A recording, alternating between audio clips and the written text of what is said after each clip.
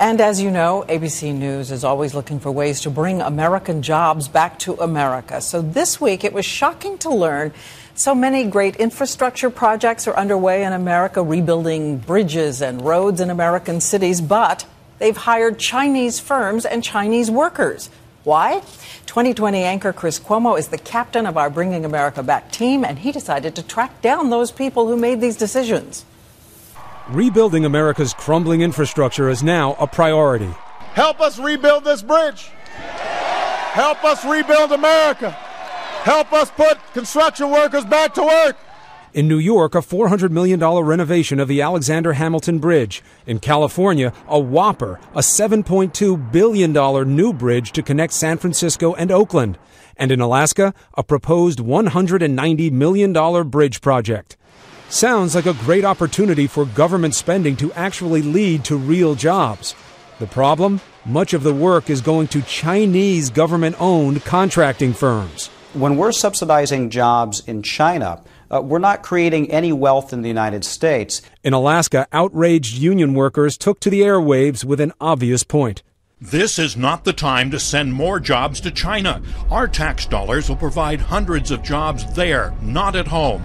U.S. law actually requires major infrastructure projects to buy America when the cost difference is reasonable.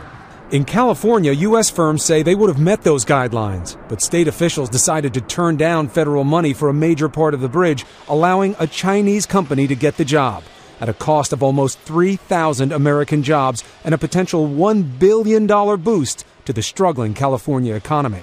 It would have had a multiplier effect because it would have not only given thousands of Californians jobs, but also the subsequent spending would have been reinvested back in our economy. Is this the best way to bring America back?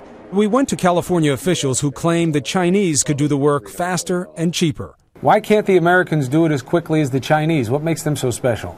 One issue that you will consistently hear every time you go to a fabrication site in this country is that they struggle at this point in time to obtain welders. That is an issue in this country. So can you say that you guys have done everything you can to keep jobs here in building this bridge? Absolutely. But would American companies have done it, Chris, for a little less money and tried to race it along? The U.S. firms say absolutely. They say they could have done this job. And there's a bigger point here. It's not a level playing field. The Chinese firms are state-owned. They don't pay their workers as much. That's why the Buy America laws were passed. If states can get around them, Diane, we'll never bring America back. You have to enforce the rules to let American companies play.